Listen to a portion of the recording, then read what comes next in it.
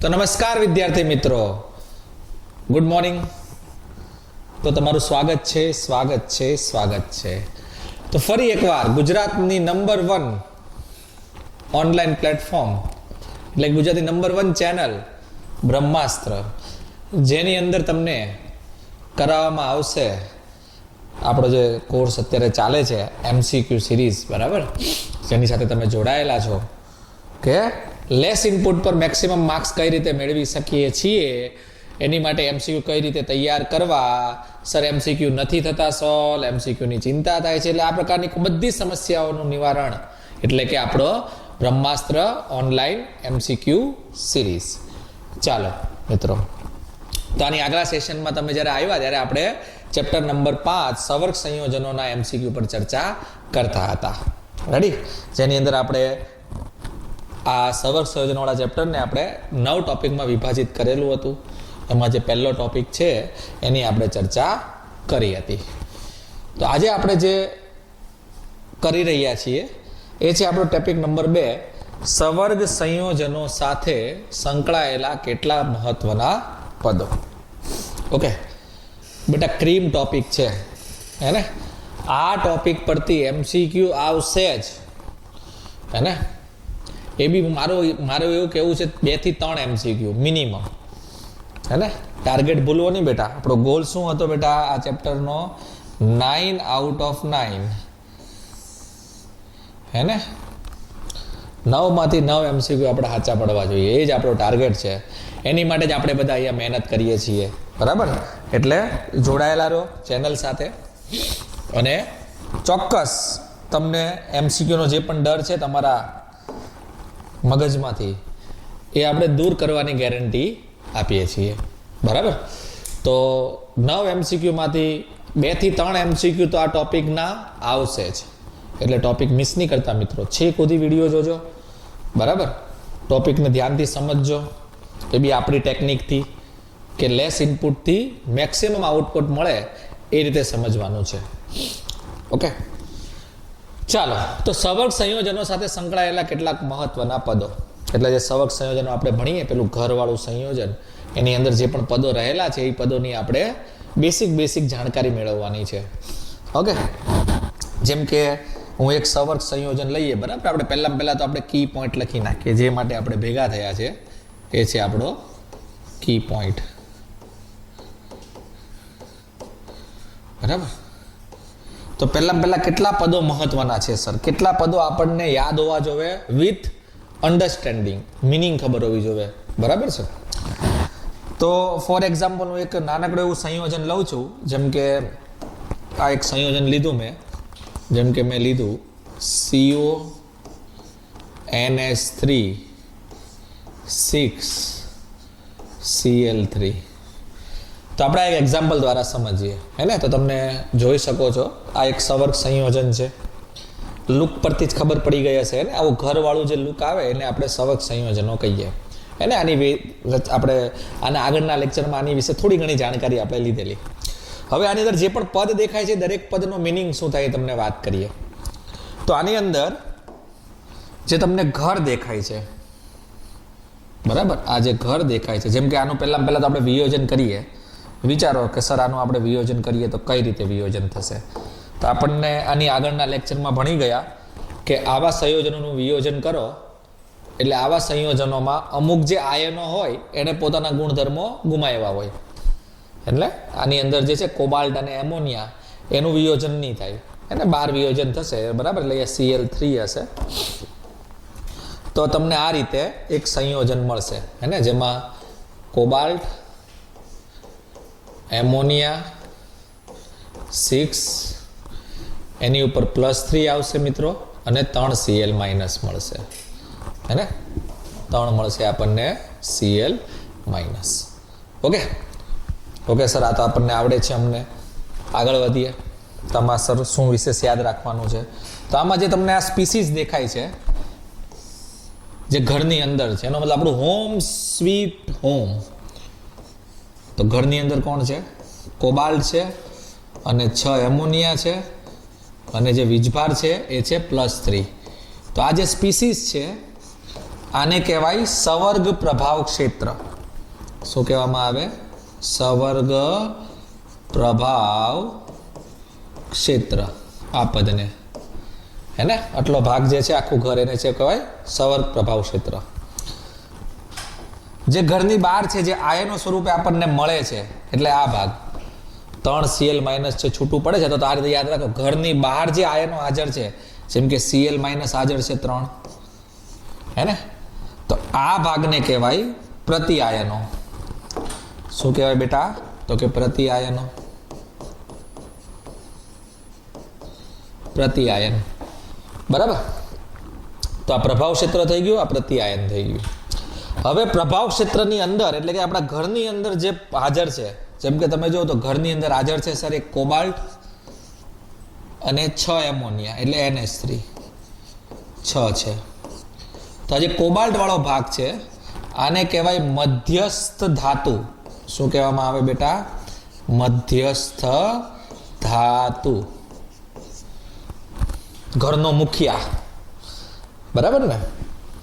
મધ્યસ્થ ધાતુ જે મધ્યમાં હશે ને જેને આજુબાજુ ઘણી બધી વસ્તુઓ ગોઠવાયેલી હશે. ને આ એમોનિયા છે જે 6, બરાબર, આજે તમને 6 ગળે 6 એમોનિયા દેખાય છે, આને કહેવાય લિગેન્ડ. શું કહેવાય બેટા? લિગેન્ડ. ઓકે મિત્રો, તો આ સંયોજનની અંદર જે અહીંયા તમને માર્ક કરેલું છે, આપણે જે એક્ઝામ્પલ લીધેલું છે, આ સંયોજનની અંદર બરાબર હાજર જેટલા પણ પદ છે એ બધા પદની માહિતી અહીંયા જો આપણે લખેલી છે. આપણને એટલી માહિતી ખબર હોવી જોઈએ કે આટલા વસ્તુની અંદર આ છે, બરાબર. આખું સ્કેન થઈ જવું જોઈએ, સ્કેનિંગ કરીને કે ભાઈ આ ઘર છે, આ બાર છે 3Cl એટલે આ પ્રતિ આયન છે, આ ઘરને કહેવાય પ્રભાવ ક્ષેત્ર. પ્રભાવ ક્ષેત્રની અંદર કોબાલ્ટ છે ને એમોનિયા છે, તો જે કોબાલ્ટ વાળો ભાગ છે એ મધ્યસ્થ ધાતુ છે ને એમોનિયા વાળો ભાગ છે એને શું કહેવાય બેટા? લિગેન્ડ. બરાબર ને? આ રીતે પણ યાદ રાખી શકો. એક ફની વે છે કે કોબાલ્ટ ને એમોનિયા ઘરની અંદર છે એટલે કે આ હસબન્ડ છે, આ વાઇફ છે, આ ઘરવાળી છે લિગેન્ડ એટલે, ને આ Cl છે એ બહારવાળી છે ને, ઘરની બહાર છે એટલે ઘરવાળી ને બહારવાળી. બરાબર. બહારવાળી જઈ શકે બેટા ગમે ત્યારે, હે ને, જો ચાલી ગઈ, હે ને, પણ ઘરવાળી કોઈ દિવસ જઈ શકે નહીં. બરાબર. એટલે કે બહારવાળો જે આયન છે એનું આયનીકરણ થઈ શકે, પણ ઘરની અંદર રહેલી જે લિગેન્ડ છે એનું આયનીકરણ થઈ શકે નહીં. બરાબર. તો આ રીતે યાદ રાખવાનું છે. બરાબર. અને મેઇન બેટા છે પદ છે આમાં છે લિગેન્ડ.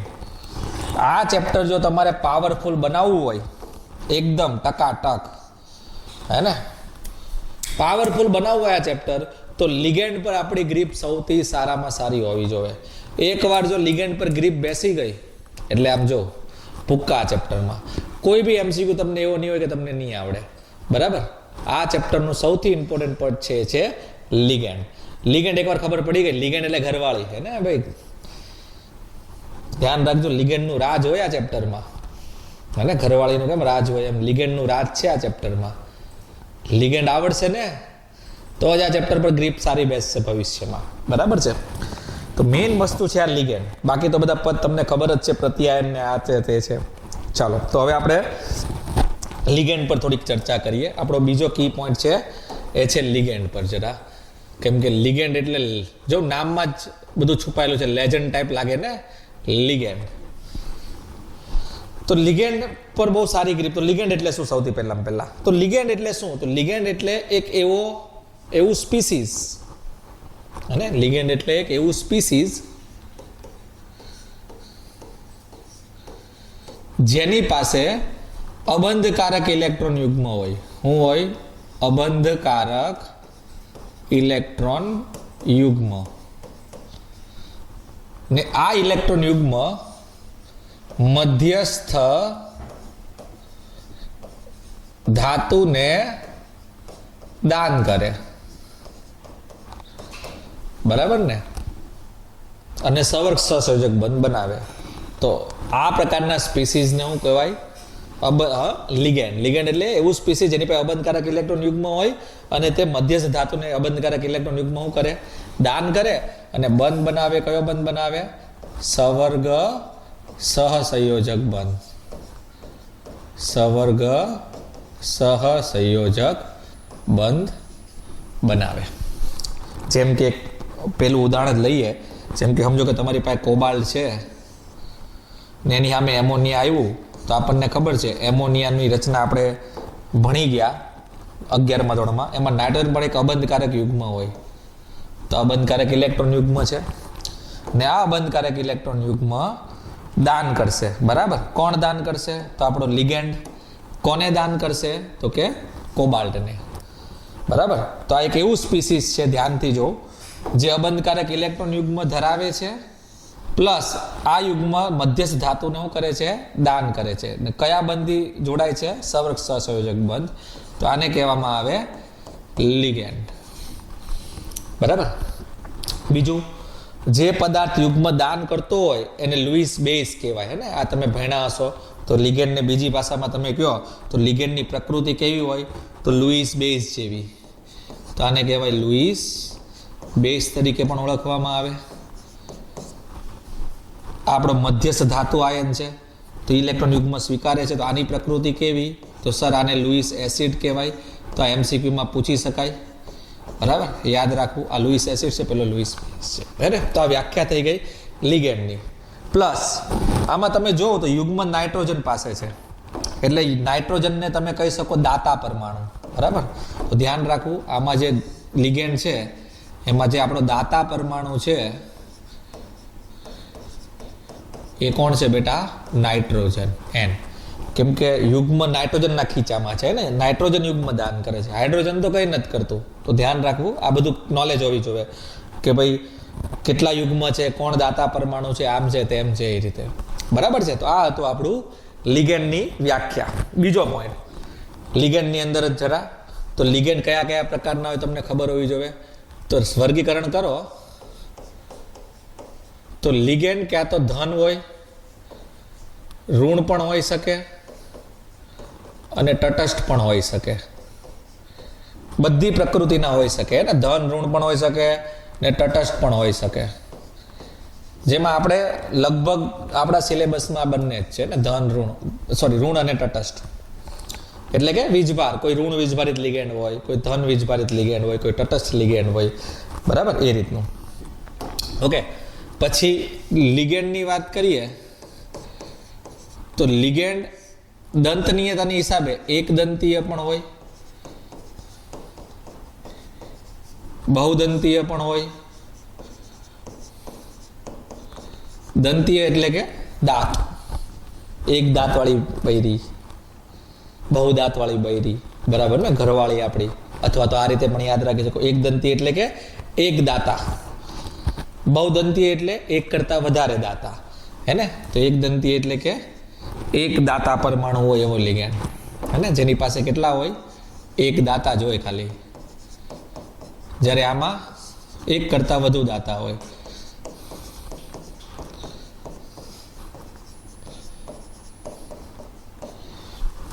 બરાબર છે. અને બહુદંતીયમાં પછી આગળ પણ તમે ભાગ પાડી શકો. હે ને, બહુદંતીયમાં પછી ચાહો તો એમાં તો બેટા ચાલ્યા જ કરશે ગાડી. બરાબર, બહુદંતીય એટલે એક કરતાં વધારે છે, તો બહુ બધા, બે હોય તો દ્વિદંતીય કહેવાય, ત્રણ દાતા પરમાણુ હોય તો ત્રિદંતીય કહેવાય, ચાર દાતા પરમાણુ હોય તો ચતુર્દંતીય કહેવાય,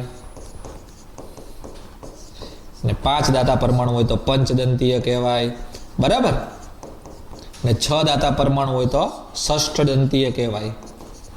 ઓકે, ઇન શોર્ટ કે આગળ ચાલ્યા જ કરવાનું છે. એટલે આપણે આ બધાને કઈ કેટેગરીમાં લખીએ? બહુદંતીયમાં. બરાબર, આમાં સૌથી વધારે તમારે એક દંતીય, જે આપણે આ સિલેબસ પ્રમાણે વાત કરીએ તો વધારે પડતું બેટા ફોકસ કરવાનું છે એક દંતીય અને દ્વિદંતીય પર. મોસ્ટલી લિગેન્ડ એક દંતીય અને દ્વિદંતીય જ આપણને ચોપડીમાં વધારે આપેલા છે. ચોપડીમાં આજે દરેક લિગેન્ડ, મેં તમને પહેલેથી જ કહું છું, આ લેક્ચરનો તમે 100% ફાયદો ત્યારે જ ઉઠાવી શકશો જ્યારે ઓલરેડી તમે એકવાર એનસીઆરટી ઘરેથી રીડ કરીને આવો, લિગેન્ડ વાળો પોર્શન. બરાબર, તો લિગેન્ડ વાળો પોર્શન એકવાર રીડ કરજો, એટલે એમાં જેટલા પણ હાજર લિગેન્ડ છે એ દરેક લિગેન્ડ, બરાબર, એ દરેક લિગેન્ડ તમને ખબર હોવી જોઈએ. હે ને, કે ભાઈ એક દંતીય છે કે દ્વિદંતીય છે કે તટસ્થ છે કે ધન વીજભારિત છે, બરાબર. એ આખું તમે રેડી કરી નાખજો, બરાબર. તો એકવાર મેં થોડુંક મારી રીતે થોડુંક કહી દીધેલું છે કે ભાઈ લિગેન્ડમાં આટલા પ્રકાર આવે, બરાબર. આ સિવાય પછીના ઇમ્પોર્ટેન્ટ પદ છે, બરાબર, એ છે ઉભયદંતીય લિગેન્ડ,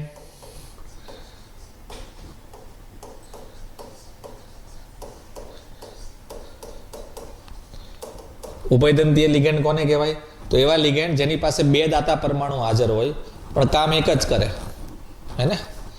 દાતા પરમાણુ બે હોય પણ એક યુગ્મ દાન કરશે તો બીજો નહીં કરે, બીજો યુગ્મ દાન કરશે તો પહેલો નહીં કરે, એટલે બંધ તો એક જ બનશે. ઇન શોર્ટકટમાં યાદ રાખવું હોય તો એમ કહી શકાય ઉભયદંતીય કોને કહેવાય? કે જેમાં બે દાતા પરમાણુ હોય પરંતુ બંધ એક જ બને, એક જ સવર્ગ સહસંયોજક બંધ બને, હે ને.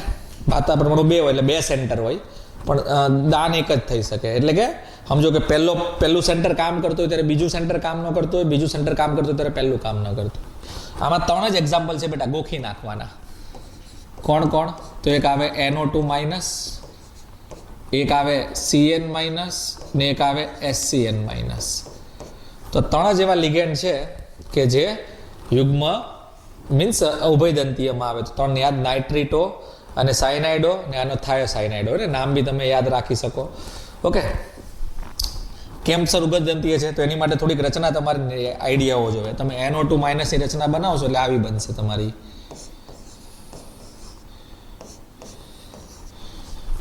હે ને નાઇટ્રોજન પર આવી રીતે યુગ્મ હશે એક, બરાબર. આમાં તમે જો તો આની પાસે બે દાતા પરમાણુ છે. એક દાતા પરમાણુમાં કોણ આવશે? તો પહેલો દાતા પરમાણુ છે નાઇટ્રોજન. તો નાઇટ્રોજન પણ યુગ્મ દાન કરી શકે. O માઇનસ છે એટલે પોતે O માઇનસ એટલે એની પાસે પણ વધારે પડતા ઇલેક્ટ્રોન હશે એટલે O માઇનસ પણ યુગ્મ દાન કરી શકશે. તો તમે જો આમાં દાતા પરમાણુ બે છે. દાતા પરમાણુ કેટલા છે? બે છે. ઓકે. પણ યુગ્મ દાન ખાલી એક જ કરશે. એટલે કે જો નાઇટ્રોજન એક્ટિવ હશે તો ઓક્સિજન ઇનએક્ટિવ હશે, ઓક્સિજન એક્ટિવ હશે તો નાઇટ્રોજન કેવો હશે બેટા? ઇનએક્ટિવ હશે, બરાબર. દાતા પરમાણુ બે છે પરંતુ જે સહસંયોજક બંધ બનશે તમારા, સહસંયોજક એટલે સવર્ગ સહસંયોજક બંધ બનશે એની સંખ્યા એક જ હશે, હે ને. એટલે લિંક અલગ અલગ હોય. સમજો કે ઓક્સિજન યુગ બંધ બનાવે છે આમાં તો એને આ રીતે લખવામાં આવે, હે ને. લખવાની પેટર્ન પરથી ખબર પડી જાય મિત્રો તમને. જો સમજો કે ઓક્સિજન યુગ્મ દાન કરતો હશે તો એને આ રીતે લખેલું હશે ONO કાઉન્સમાં, બરાબર. ને જો નાઇટ્રોજન યુગ્મ દાન કરતો હશે તો એને આ રીતે લખેલું હશે NO2 કાઉન્સની અંદર, હે ને. એટલે આની પરથી ખબર પડી જાય કે આમાં પહેલો પરમાણુ ઓક્સિજન એટલે ઓક્સિજન દાન કરે છે, આમાં NO2 છે એટલે નાઇટ્રોજન દાન કરે છે. એટલે નાઇટ્રીટો O કહેવાય અને નાઇટ્રીટો N કહેવાય, ને. આ બધું તમે જાણતા હશો, બરાબર. થોડું એકવાર રિવાઇઝ કરી લેવાનું. તો આ રીતનું છે. હવે એક પ્રશ્ન થાય, ને. મેઇન ખજાનો તો આ જ છે બેટા, કન્સેપ્ટ. કે એવું કેમ સર બે દાતા પરમાણુ છે એક જ દાન કરે? તો એનું રીઝન છે કિલેટિંગ અસર. સમજો કે બંને યુગમાં દાન કરે એવી આપણે સિચ્યુએશન ક્રિએટ કરીએ, બરાબર છે. સમજો તમે ફોર એક્ઝામ્પલ સમજો કે એક ધાતુ પરમાણુ છે મધ્યમાં, એમ લઈ લો, ને એની આજુબાજુ હું NO2 ને ગોઠવું છું આપણો. તો NO2 એટલે સમજો કે આ રીતની રચના થઈ ગઈ આપણી, જેમાં N હશે, એક O માઇનસ હશે અને એક ડબલ બોન્ડ O હશે ને યુગ્મ હશે, ને. તો સમજો કે જો બંને યુગ્મ દાન કરે તો તમે જો તો સવર્ગ સહસંયોજક બંધ બનશે બે. એક અહીંયા બનશે, એક અહીંયાથી બનશે, બન્યા બે. સમજો કે એવું માની લો કે બંને જાતો. પણ આને કારણે જે રિંગ બને છે આમાં તમે જો તો એક ચક્રીય સંયોજનનું નિર્માણ થાય છે. આટલો ભાગ જો તમે તો આની અંદર તમે જોઈ શકો છો, બરાબર. જો તમે આટલો ભાગ જો, ખાલી આ જે ભાગ છે આની અંદર તમે જોઈ શકો આટલો ભાગ તમે ધ્યાનથી જો તો તમે જો, અથવા તો આ કાઢી જ નાખીએ આપણે મેન્યુઅલી, જો હું તમને કરાવી દઉં છું. સમજો આ ભાગ જો તમે આટલો, તો આની અંદર તમે જો તો બંધને કારણે એક ચક્રીય સંયોજનોનું નિર્માણ થયું એટલે રિંગ બની. આ જે રિંગ બની એ તમે જો તો 3 સભ્યોવાળી રિંગ છે, હે ને, એક સભ્ય છે એમ, બીજો સભ્ય છે એન ને ત્રીજો સભ્ય છે ઓ. ત્રિકોણ બન્યું ને આ રીતનું. ને 3 સભ્યની રિંગ સ્થિર ના હોય, અસ્થિર હોય, એટલે રિંગ બનવાની સંભાવના બહુ ઓછી છે, બરાબર. પરંતુ સમજો કોઈ એવો લિગેન્ડ છે જેની પાસે 2 દાતા પરમાણુ છે ને બંને દાન કરે છે ને રિંગ પણ મોટી બને છે, 5ની 6ની, ભાઈ સ્થાયી રિંગ કઈ કહેવાય? યાદ રાખવાનું, 5ની રિંગ, 6ની રિંગ આ બધી સ્થાયી રિંગમાં આવે. એટલે 3ની રિંગ, 4ની રિંગ બનતી હોય ને તો એ ન બને, કેમ કે સ્થિરતા બહુ ઓછી હોય. 5ની રિંગ, 6ની રિંગ વધારે સ્થાયી હોય. તો સમજો કોઈ 5ની રિંગ બને છે, 6ની રિંગ બને છે, જેમ કે જો, તો એ કેસમાં બંને દાતા પરમાણુ યુગ્મ શું કરી શકે? દાન કરી શકે, હે ને. જેમ કે જો હું એક એક્ઝામ્પલ લઉં છું, જેમ કે આ લિગેન્ડ તમે જાણો જ છો બધા, EN, હે ને. EN ને કહીએ આપણે ઇથેન 1,2 ડાયમાઇન, હે ને, ઇથેન 1,2 ડાયમાઇન. તો તમને ખબર છે આનું સૂત્ર બનાવશો તો આવું કઈ સૂત્ર બનશે? NH2 CH2 CH2 NH2. તમે આમાં પણ જો તો નાઇટ્રોજન 2 છે ને બંને નાઇટ્રોજન પાસે યુગ્મ છે. એટલે આમાં તમે જો તો 2 દાતા પરમાણુ આમાં પણ છે. જેમ NO2 માં 2 હતા, આમાં પણ 2 જ છે. એનો મતલબ એક દાતા પરમાણુ અહીંયાથી છે, એક દાતા પરમાણુ અહીં રહ્યો. એનો મતલબ કે 2 સવર્ગ સહસંયોજક બંધ બનવાની સંભાવના છે. સમજો કે આની પ્રક્રિયા તમે કોઈ ધાતુ સાથે કરો તો 2 સવર્ગ સહસંયોજક બંધ બનશે. એક આ બાજુથી નાઇટ્રોજન બનાવશે, એક આ બાજુથી નાઇટ્રોજન બનાવશે. એટલે સમજો કે અહીંયા મેં ધાતુ મૂક્યો, એમ સમજો કે અહીંયા મધ્યસ્થ ધાતુ છે, તો એટલું ક્લિયર છે કે એમાં 2 સવર્ગ સહસંયોજક બંધ બનવાની સંભાવના છે જ. એક આ નાઇટ્રોજન યુગ્મ બનાવશે, દાન બંધ બનાવશે, એક અહીંયાથી યુગ્મ દાન થશે, એટલે 2 બંધ બન્યા. એટલે હું ભૂસી નાખું છું, બરાબર. એટલે તમે જોઈ શકો છો યુગ્મ હતા એટલે 2 યુગ્મ, એક યુગ્મ અહીંયા દાન થયું તમારું, એક અહીંયાથી દાન થયું, એટલે કે 2 બંધ બન્યા. હવે આમાં પણ જો ચક્રનું નિર્માણ થયું, પણ આમાં કેટલા સભ્યોની રિંગ બની તમે ધ્યાનથી ગણો તો જો, એક સભ્ય થઈ ગયો N, બીજો સભ્ય થઈ ગયો આપણે આ NH2 અથવા તો N, આ ત્રીજો સભ્ય, આ ચોથો સભ્ય ને આ 5મો સભ્ય, એટલે કે 5 સભ્યની રિંગ બની. 5 સભ્યની રિંગ. ને તમને ખબર છે આ રિંગ સ્થાયી કહેવાય. એટલે આ પ્રકારની રિંગનું નિર્માણ થશે, બરાબર. આ બંને બાજુથી જોડાઈ જશે. જ્યારે આમાં જો 3 સભ્યની રિંગ સ્થાયી નથી, એટલે આ રિંગનું નિર્માણ થશે નહીં. એટલા માટે NO2 પાસે 2 દાતા હોવા છતાં દાન ખાલી એક જ કરે. એટલે કે નાઇટ્રોજન દાન કરશે તો ઓક્સિજન નહીં કરે, ઓક્સિજન દાન કરશે તો નાઇટ્રોજન નહીં કરે. એટલે એ ઉભયદંતીય લિગેન્ડ. ને આવા જે લિગેન્ડ હોય જે 2 દાતા પરમાણુ ધરાવે, યુગ્મનું દાન કરે અને રિંગ ફોર્મેશન કરે, બરાબર. આમાં તમે જોવો તો આમાં રિંગ ફોર્મેશન થાય છે, એટલે રિંગ બને છે. ને આવા રિંગ બનાવતા જે લિગેન્ડ હોય એને કહેવામાં આવે કિલેટ લિગેન્ડ. ને આ અસરને કહેવામાં આવે કિલેટ અસર. ને કિલેટ અસર હોય એટલે આમાં આવા સંયોજનોની જે સ્થિરતા હોય એ ખૂબ વધુ હોય. કેમ કે 5 સભ્યની રિંગ સ્થાયી રિંગ કહેવાય ને રિંગ ફોર્મેશનથી સ્થિરતા શું થાય છે? વધે છે. ને આ પ્રકારના લિગેન્ડ જે રિંગ ફોર્મેશન કરતા હોય, એનો મતલબ રિંગ બનાવતા હોય અને સ્થિરતા વધારતા હોય, આવી અસરને કિલેટ અસર કહેવાય. ને આ લિગેન્ડને કિલેટ લિગેન્ડ કહેવામાં આવે છે. તો સર કિલેટ લિગેન્ડના ઉદાહરણો યાદ રાખવાના તો કે નહીં? કોઈ પણ દ્વિદંતીય લિગેન્ડ લ્યો, જેમ કે એક પેજ આગળ વધારું, જેમ કે આપણને ખબર છે કે ઉભયદંતીય લિગેન્ડ તો સર યાદ રાખી લેવાના 3 જ છે. ચોથું ઉદાહરણ આપણે નહીં આવે. પણ જેટલા પણ બહુદંતીય લિગેન્ડ છે, આ બધા જ લિગેન્ડ, આ બધા તમે વિચારો, આપણી સિસ્ટમ સમજો કે આ બધા એક કરતાં વધારે બંધ બનાવશે. એક કરતાં વધારે દાતા છે તો બધા જ રિંગ બનાવશે.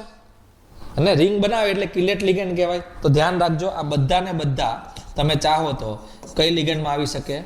કિલેટ લિગેન્ડમાં આવી શકે.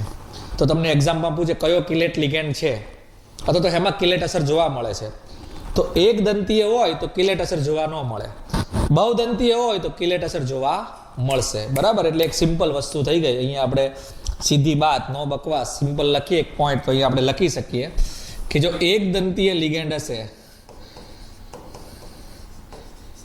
તો એમાં કિલેટ અસર ન થાય.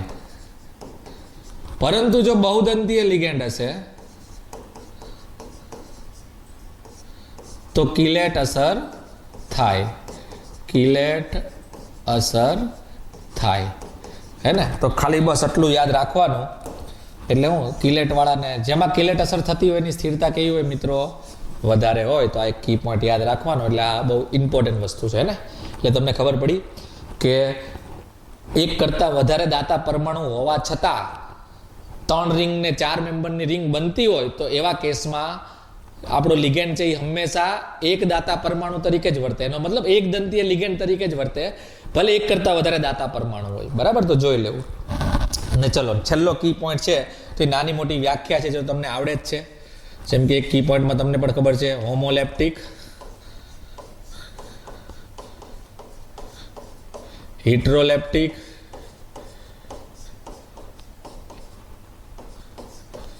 એક કેન્દ્રીય ને બહુ કેન્દ્રીય,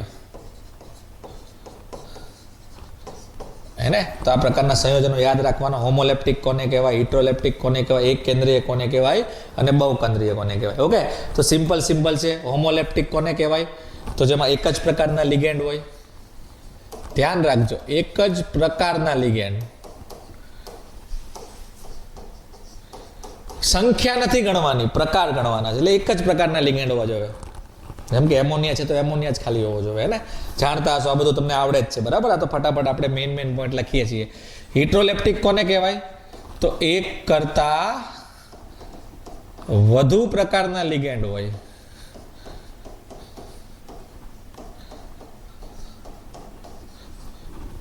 એક કેન્દ્રીય કોને કહેવાય? તો આમાં જો નામ में ही राज छुपा है भैया. એક કેન્દ્રીય એટલે એક જ કેન્દ્ર હોય, એનો મતલબ એક જ મધ્યસ્થ હોય. કેન્દ્ર એટલે આપણી માટે કોણ હોય આમાં? તો આપણું મધ્યસ્થ. તો એક જ મધ્યસ્થ ધાતુ હાજર. ને તેવી જ રીતે બહુ કેન્દ્રીય કોને કહેવાય? તો એક કરતા વધુ મધ્યસ્થ ધાતુ હાજર. સર આ ખબર ન પડી, એક કરતા વધારે મધ્યસ્થ ધાતુ હાજર? તો જોઈ લો બેટા. જેમ કે એક એક્ઝામ્પલ છે, જેમ કે Mn2CO10. તો જે આ સવર્ગ સંયોજન છે જેમાં જો મધ્યસ્થ ધાતુ 2 છે, હે ને? હવે તો આપણે ભણી ગયા ને આ મધ્યસ્થ ધાતુ ને આને. બરાબર ને? એક વસ્તુ ખાસ ધ્યાન રાખવાનું, આ પણ હું તમને કહી દઉં છું. એક એનાલિસિસ છે. બરાબર? Thank you. આપણું મધ્યસ્થ ધાતુ વાળો પોર્શન પહેલો ભાગ. ઓકે, તો આપણે જે મધ્યસ્થ ધાતુ જે કહીએ છીએ આ, તો તમે આ એનાલિસિસ કરજો. આ મધ્યસ્થ ધાતુ 99% ડી વિભાગની હશે. બરાબર? કેમ ડી વિભાગની હોય? કેમ કે ડી વિભાગ છે એટલે ભાઈ ડી કક્ષક હોય. ડી કક્ષકમાં ખાલી ડી કક્ષક છે એટલે આ સવર્ગ સહસંયોજક બંધ બનવે. આપણને ખબર છે કે આની અંદર જે સવર્ગ સહસંયોજક બંધ બને તો અહીંયા ખાલી ડી કક્ષક હોવી જોઈએ, હે ને? કેમ કે ધાતુ પાસે ખાલી ડી કક્ષક હોય તો જ યુગ્મ દાન થશે ને. એવી સુવિધા હોય ડી વિભાગ વાળા પાસે. એટલે ડી વિભાગનું તત્વ જ લગભગ આવશે. એફ વિભાગના બી આવી શકે, ઘણા પી વિભાગના પણ આવે. એવું નથી કે ખાલી ડી વિભાગ જ આવે. હું એમ નથી કહેતો કે ખાલી ડી વિભાગ જ હોય, પણ ડી વિભાગની સંભાવના 99% હોય. આ સિવાય એફ વિભાગ અને પી વિભાગના તત્વો પણ આવી શકે. ઓકે, ચાલો આગળ વધીએ. તો આ બધું બસ આ ભાઈ મેઇન છે. ઓકે, આ એક કન્સેપ્ટ ખાસ ધ્યાન રાખવો. 3 member ring 4 member ring formation થાય નહીં. એટલે એ કેસમાં લિગેન્ડ બહુદંતીય તરીકે નહીં વર્તે, એક દંતીય તરીકે જ વર્તે. એટલે કે ઉભય દંતીય બની ગયા. બરાબર ને? 4 કે 5 સભ્યોની રિંગનું ફોર્મેશન થતું હોય તો એ ફોર્મેશન થાય, સ્થાયી લીક બને, સ્થિરતા વધે. એટલે આ અસરને કઈ અસર કહેવામાં આવે છે? કિલેટ અસર. અને એક જ વાક્યમાં યાદ રાખવું હોય આપણી મેન ખજાનો, તો એક દંતીય લિગેન્ડ હોય તો કિલેટ અસર ન થાય, બહુદંતીય લિગેન્ડ હોય તો કિલેટ અસર થાય. આગળ વધીએ. ચાલો, ઓકે, તો આ બધા યાદ. ચલો, તો હવે આપણે એમસીક્યુ પર આવીએ સીધા જ. તે સમજવાનું હતું એ સમજાવી દીધું. તો પણ એનસીઆરટી વ્યવસ્થિત રીતે વાંચી લેજો. આ બધાની વ્યાખ્યા એમાં આપેલી જ છે. મધ્યસ્થ ધાતુ પરમાણુ, બરાબર? પછી લિગેન્ડની વ્યાખ્યા. લિગેન્ડની તો આખી થિયરી તમારી માટે મોસ્ટ ઇમ્પોર્ટન્ટ છે. બોર્ડની દ્રષ્ટિએ પણ બહુ ઇમ્પોર્ટન્ટ છે. એટલે લિગેન્ડ પર ગ્રીપ સારામાં સારી રાખજો મિત્રો. એકવાર લિગેન્ડ પર ગ્રીપ બની ગઈ ને એટલે જો આ એમસીક્યુ, આના ચેપ્ટરના એમસીક્યુ ચપટી વગાડતા 9 માંથી 9 આવે જ. બરાબર ને? ચાલો પહેલો MCQ, સંકીર્ણ સંયોજનોમાં લિગેન્ડનો સ્વભાવ કેવો હોય છે? સર હમણાં જ ભણ્યા, લિગેન્ડનો સ્વભાવ કેવો હોય? તો બહુ સારો સ્વભાવ હોય હે ને. લિગેન્ડનું કામ કરતો હોય તો યુગ્મ દાન કરતો હોય, યુગ્મ દાન કરે એટલે એનો સ્વભાવ હોય લુઈસ બેઝ, હે ને. તો લિગેન્ડ કોની તરીકે વર્તે બેટા? તો લુઈસ બેઝ તરીકે વર્તે. તો જવાબ આવશે તમારો બી, હે ને. થિયરિકલ સવાલ હતો, ઇઝી. આગળ વધીએ. નેક્સ્ટ, નીચેનામાંથી કોણ લિગેન્ડ તરીકે વર્તી શકે નહીં? ધ્યાન રાખજો મિત્રો, નેગેટિવ સેન્ટેન્સ છે, વર્તી શકે નહીં, ગેમ ન થઈ જાય, એટલે લિગેન્ડ તરીકે ન વર્તે. ચલો તો પેલા વિચારીએ. જવાબ તો જો કે તમને ખબર જ હશે, આ MCQ તમે કરેલો જ હશે કે ભાઈ લિગેન્ડ તરીકે પહેલામાં પહેલું તો કોણ વર્તે? લિગેન્ડ બનવું હોય તો શું ક્વોલિટી હોવી જોઈએ, હે ને? એ આપણે એમ જ યાદ રાખે ને ભાઈ, લિગેન્ડ તરીકે વર્તવું હોય તો શું ક્વોલિટી હોવી જોઈએ? તો આપણને સિમ્પલ ખબર વસ્તુ છે કે લિગેન્ડ એટલે શું? તો એવો પદાર્થ જેની પાસે અબંધકારક ઇલેક્ટ્રોન યુગ્મ અથવા તો વધારાના ઇલેક્ટ્રોન એટલે માઇનસ વીજભાર હાજર હોય,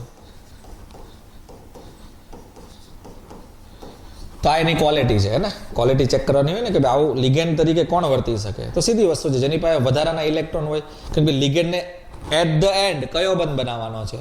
પેલો તીરવાળો ખુપાચ, અહીંયાથી તીર, હે ને, સવર્ગ સહસંયોજક બંધ.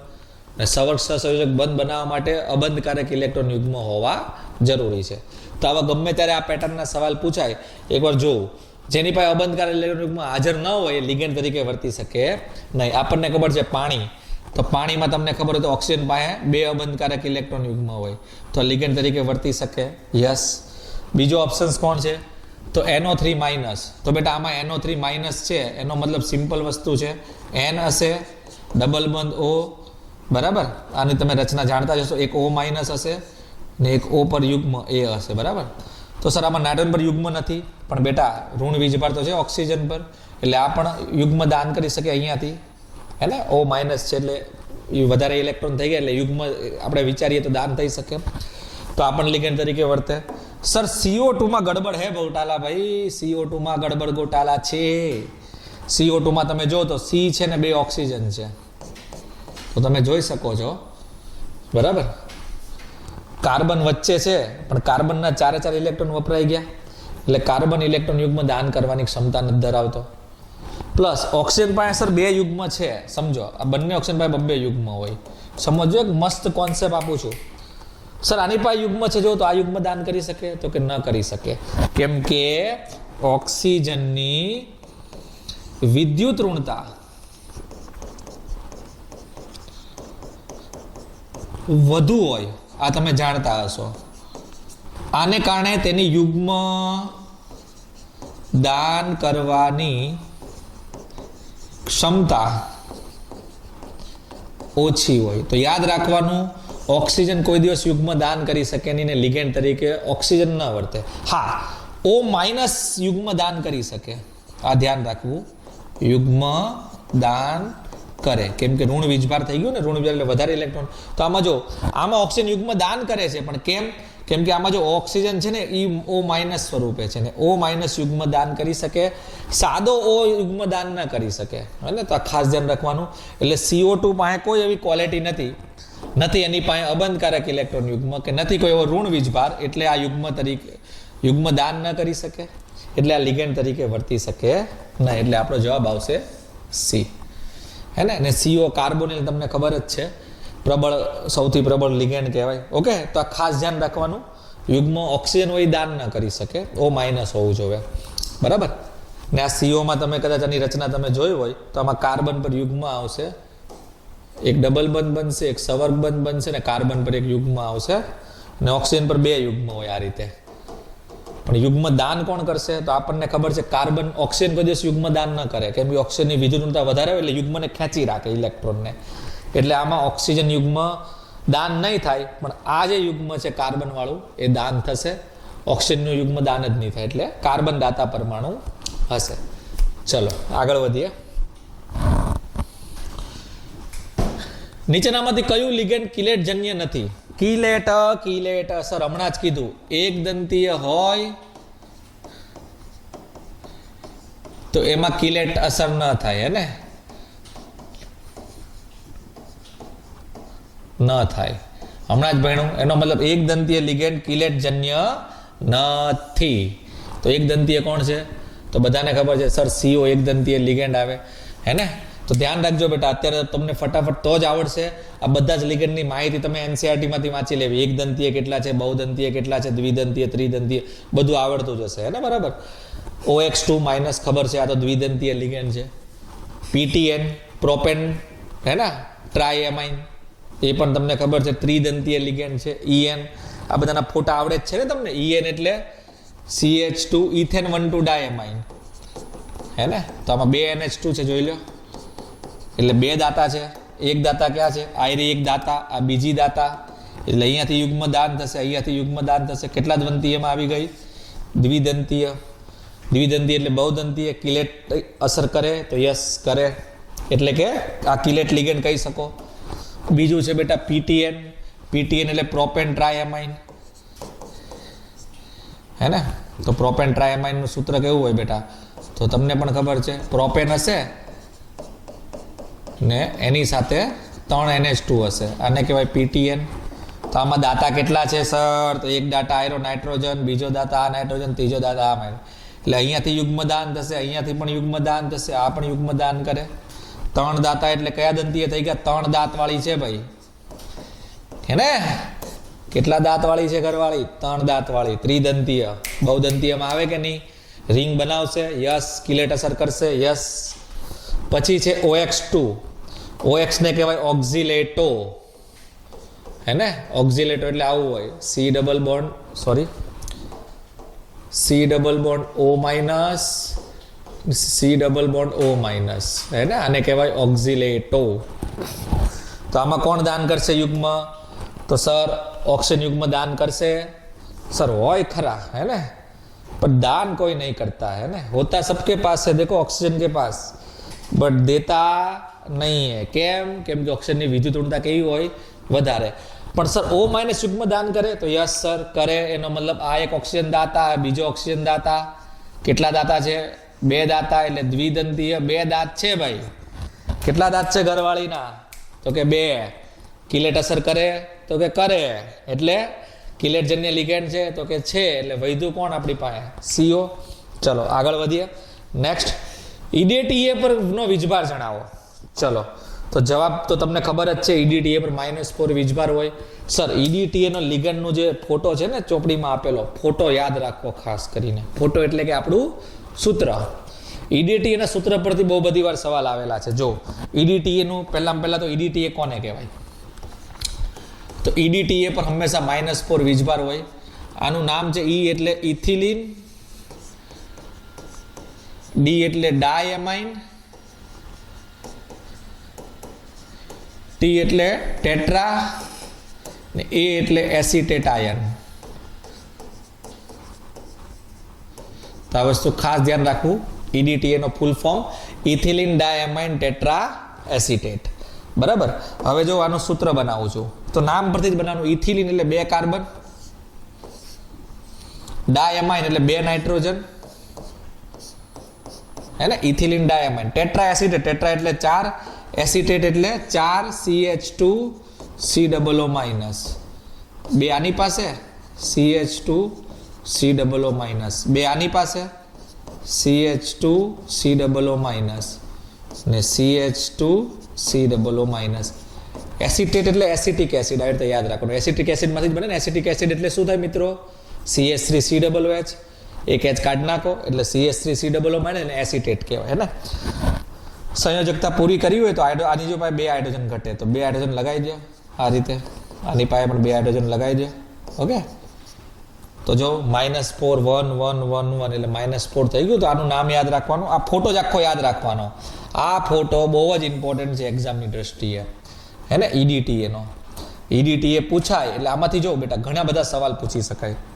ઘણી વાર ખાલી સૂત્ર પૂછે, ઘણી વાર એમ પૂછે એની દંતનીયતા કેટલી છે, એક દંતીય છે કે દ્વિદંતીય છે કે જે પણ હોય, કેટલો વીજભાર છે. તો હંમેશા યાદ રાખવાનું આ EDTA છે ને એ ષષ્ઠદંતીય હોય. કેટલા દંતીય હોય? ષષ્ઠદંતીય. એનો મતલબ કે છ દાંત હોય, કેટલા દાંત હોય? દાંત. દાંત એટલે દાતા, દાતા પરમાણુઓ, હે ને? ષષ્ઠદંતી એટલે કેટલા દાતા પરમાણુ હશે? 6 દાતા પરમાણુ. કયા કયા હશે તો જો ધ્યાનથી જો, તો તમને ખબર છે આ નાઇટ્રોજન પર યુગ્મ હશે, આ નાઇટ્રોજન પર યુગ્મ હશે. એટલે તમે જો બધા દાતા પરમાણુ આપણે હાઇલાઇટ કરીએ તો નાઇટ્રોજન યુગ્મ દાન કરી શકે, આ નાઇટ્રોજન પણ યુગ્મ દાન કરી શકે, આ O માઇનસ યુગ્મ દાન કરી શકે, આ O માઇનસ યુગ્મ દાન કરી શકે, આ O માઇનસ દાન કરી શકે, ને આ O માઇનસ. ટોટલ કેટલા દાતા થઈ ગયા જોઈ લો. તો આ નાઇટ્રોજન યુગ્મ દાન કરે, આ બી દાન કરી શકે, ને 4 O માઇનસ, એટલે ટોટલ 6 દાતા પરમાણુ થઈ ગયા. 6 દાતા એટલે કેટલા દંતીય થઈ ગયું? ષષ્ઠ દંતીય. દાતામાં કોણ કોણ આવે જોઈ લો, હે ને? આ બધું લિસ્ટ બનાવી જ દેવાનું. તો 2 નાઇટ્રોજન અને 4 ઓક્સિજન, હે ને? એમ કરીને કુલ કેટલા દાતા પરમાણુ હોય? 6. ઓકે. તો જો આની પરથી ઘણા બધા વેરાયટીના પ્રશ્નો પૂછી શકાય. EDTA નો વીજભાર -4, દંતનીયતા કેટલી છે? ષષ્ઠ દંતીય.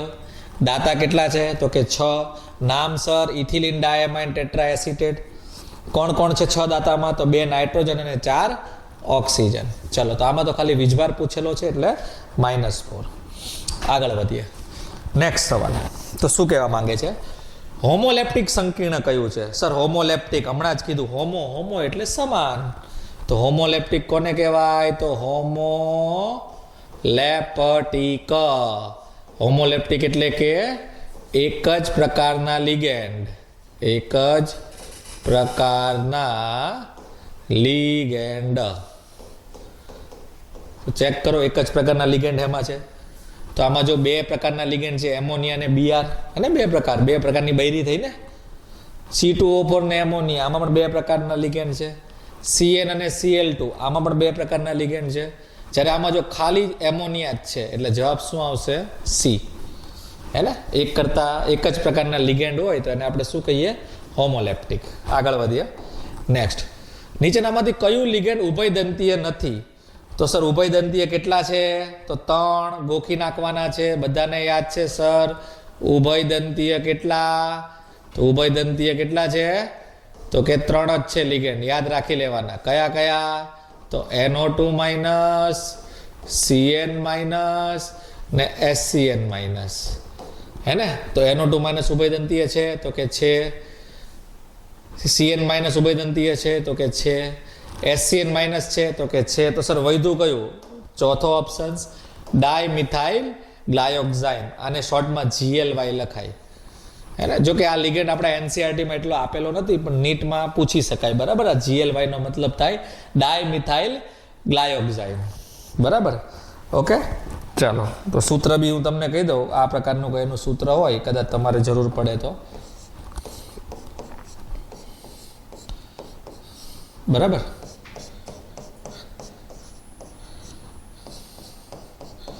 ઓકે, તો આને કહેવાય ડાયમિથાઇલ ગ્લાયોક્સાઇડ, બરાબર છે? તો આની પરથી અને DA શોર્ટમાં કહેવાય, સોરી GLY ક્યાં લખ્યું આપણે? DMG આવશે, હે ને? My mistake.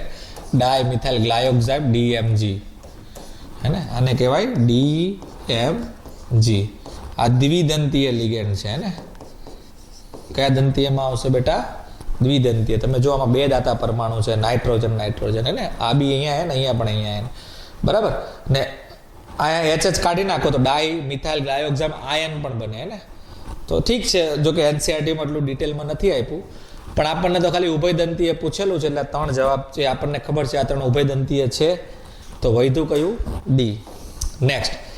Ethylene diamine tetra acetate ion શું છે? શું છે સર? EDTA છે. શું છે આ? EDTA -4 છે. તો બસ હમણાં જ આપણે જોયું, મેં તમને પહેલાં જ કીધેલું, EDTA ની રચના, એનો ફોટો ખાસ કરીને જુઓ, ખૂબ જ ઇમ્પોર્ટન્ટ એવો લિગેન્ડ છે. તો પહેલો ઓપ્શન 3 દાતા નાઇટ્રોજન પરમાણુ સાથે ત્રિદંતીય લિગેન્ડ છે. ખોટું સર. 6 દાંત. કેટલા દાંત હોય? 6 દાંત હોય. 4 ઓક્સિજન ને 2 દાતા સાથે ષષ્ઠદંતીય લિગેન્ડ છે. સાચી વાત સર. 1 દંતીય છે. ખોટી વાત. N દાતા પરમાણુ સાથે દ્વિદંતીય છે. ખોટી વાત. 6 દાંત છે ભાઈ, એટલે જવાબ શું આવશે આપણો બેટા? બોમ્બે નો B. ઓકે, ચાલો આગળ વધીએ. નેક્સ્ટ. પ્રતિનિધિ ધાતુ સંકીર્ણ આ છે, એમાં ઉભયદંતીય લિગેન્ડની સંખ્યા જણાવો ભાઈ. કયા દંતીય ગણવાના છે? ઉભયદંતીય. તો પહેલા જોઈએ કોણ કોણ લિગેન્ડ છે. તો તમને આવું કોઈ સંયોજન આપેલું છે. એક એમ છે એટલે કે મધ્યસ્થ ધાતુ છે, એની યાર એક ઈએન છે લિગેન્ડ સ્વરૂપે, અને એસસીએન છે 4 લિગેન્ડ સ્વરૂપે.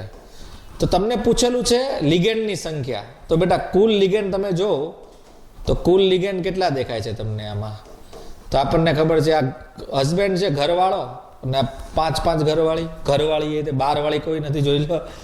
તો 4 ને 1 5, કુલ લિગેન્ડ છે 5. પણ ખાલી આપણે કયા ગણવાના છે? ઉભયદંતીય. તો તમે જોઈ શકો છો ઈએન છે એ દ્વિદંતીયમાં આવે, એસસીએન છે એ ઉભયદંતીયમાં આવે. એટલે કે એસસીએન છે કયા દંતીયમાં આવે? ઉભયદંતીય. તો કેટલા છે ઉભયદંતીય? 4 એટલે જવાબ શું આવશે તમારો? ડી. ઓકે, ચલો સરસ, આગળ વધીએ. Next MCQ 18મો. Cu+2 આયન સાથે અષ્ટફલકીય રચના ધરાવતું કિલેન્ટ સંકીર્ણ બનાવવા માટે, સમજો હે મિત્રો, કેવું બનાવવાનું છે? અષ્ટફલકીય રચના બનાવવાની છે. તો કેટલા EDTA ની જરૂર પડે? ચાલો, તો પહેલા તો સર અષ્ટફલકીય ને બધું શું છે? તો તમે NCERT વાંચશો ત્યાં તમને એક વ્યાખ્યા આપેલી છે બહુફલક વાળી. એટલે બહુફલક એટલે આપણી ભાષામાં કહીએ તો આકાર, કે જે સંયોજન બને છે એનો આકાર કેવો હોય, હે ને? તો તમને ખબર હોય તો તમે ધ્યાન દોર્યું હશે, એક મધ્ય હોય એની અંદર 4 લિગેન્ડ હોય, તો એના 2 ઓપ્શન્સ બની શકે ને. ML4 નો મતલબ એક મધ્ય, સોરી, ઓકે, એક મધ્ય અને 4 લિગેન્ડ. તો એનો આકાર ચતુષ્ફલકીય હોય અથવા તો સમચોરસ હોય, હે ને? આ બધા આકાર તમને આપેલા જ છે, આકૃતિ જોઈ લેવું. ML5 પ્રકારનો લિગેન્ડ હોય, એટલે કે એક મધ્યની આજુબાજુ 5 લિગેન્ડ ગોઠવાયેલા હોય, તો પણ 2 આકાર હોઈ શકે. ક્યાં તો ત્રિકોણીય દ્વિપિરામિડ હોય,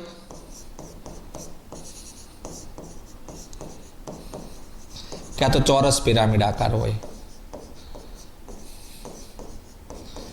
અને જો ML6 પ્રકારનો કોઈ સંયોજન હોય, એટલે કે ML6 એટલે કે એક મધ્યસ્થ ને 6 લિગેન્ડ હોય આસપાસ, હે ને? તો એનો આકાર હોય અષ્ટફલકીય.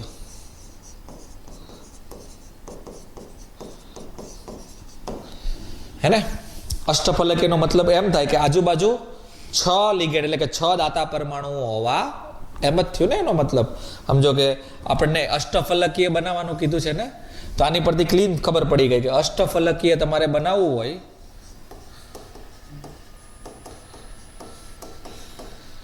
તો તમારે કેટલું હોવું જોઈએ? 6 દાતા પરમાણુ હોવા જોઈએ, હે ને? એમની આજુબાજુ. તો આપણને ખબર છે EDT એક ही કાપી હે ભાઈ, કેમ કે એક EDT પાસે કેટલા દાતા પરમાણુ હોય? 6. એનો મતલબ કે એક જ ધાતુની આસપાસ 6 બંધ બનશે. 6 બંધ બને એટલે કયો આકાર થઈ ગયો? અષ્ટફલકી. આવી રીતે યાદ રાખવાનું. ML4 એટલે આમાં 4 બંધ બને આજુબાજુ, આમાં આજુબાજુ 5 બંધ બનશે, ને આમાં આજુબાજુ કેટલા બંધ બનશે? 6 બંધ. તો તમને એમ જ કીધેલું છે કે અષ્ટફલકીય બનાવવાનું છે. એનો મતલબ કે મધ્યસ્થની આજુબાજુ 6 બંધ બનવા જોઈએ. એનો મતલબ 6 દાતા પરમાણુ ગોઠવેલા જોઈએ. તો EDT એકલો જ એવો છે જેની પાસે 6 દાતા પરમાણુ છે. એટલે એક જ Ca+2 હોય આપણી પાસે, સમજો, ને એની આજુબાજુ આપણે અષ્ટફલકીય બનાવવું હોય તો એક જ EDTA કામ લાગી જશે. કેમ કે એક જ EDTA પાસે કેટલા દાતા પરમાણુ છે? 6. કયા? તો સમજો કે 4 ઓક્સિજન છે, તો 4 O- આ રીતે હશે, હે ને? આકૃતિ પણ થોડી ઘણી આપણે બનાવી દઈએ, હે ને? આવી રીતે 4 O- આસપાસ હશે ગોઠવાયેલા, અને એમાં 2 N હોય તો 2 N પણ આ રીતે આજુબાજુ ગોઠવાયેલા હશે, હે ને? આ બધા જો બંધ બનાવે તો તમને પણ ખબર છે કેટલા બંધ બનશે તમારા? 6 બંધ બનશે મધ્યસ્થ સાથે. આ 1, આ 2, આ 3, આ 4, આ 5 ને આ 6. બની ગયું અષ્ટફલકીય સંકીર્ણ. જોઈ લો, બરાબર? આ રીતે. તો આમ એક જ ઈડીટી એ 6 બંધ બનાવવા માટે સક્ષમ છે. એટલે અષ્ટફલકી આકાર બનાવવો હોય તો સિમ્પલ વસ્તુ છે. પૂછેલું શું છે જોવું કે Ca+2 આયન સાથે અષ્ટફલકીય રચના ધરાવતું સંકીર્ણ બનાવવા માટે કેટલા ઈડીટી ની જરૂર પડે? તો બેટા 1, હે ને, કેમ એક ही काफी है भाई, है ना. चलो આગળ વધીએ તો આ બહુ મસ્ત સવાલ હતો. ચલો ઓકે, થેન્ક યુ. તો તમે જોઈ શકો છો અહીંયા આપણે આ ટોપિકના પણ MCQ જોયા.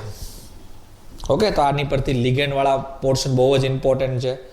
ક્રીમ છે આ ચેપ્ટરનો મોસ્ટ ઇમ્પોર્ટન્ટ ટોપિક છે. લિગેન્ડ વાળી થિયરી બોર્ડની દ્રષ્ટિએ યાદ રાખવી. આ સિવાય આને આધારિત MCQ પણ લિગેન્ડ વાળા MCQ બી પૂછાયા છે. એક લિગેન્ડ, દ્વિદંતીય, ત્રિદંતીય, ઉભયદંતીય કોણ છે. એમાં ઈડીટી એ ખાસ કરીને મિત્રો, હે ને, ઈડીટી એ તો ખાસ કરીને જજો. ઓકે, તો નેક્સ્ટ લેક્ચરમાં આપણે ઓક્સિડેશનાંક અને સંવર્ગાંકની ગણતરી અને બીજા પણ જે પણ કન્સેપ્ટ વાઇઝ જે પણ આપણા ટોપિક વાઇઝ આવશે MCQ એની આપણે ચર્ચા કરીશું. Okay, thank you, good luck.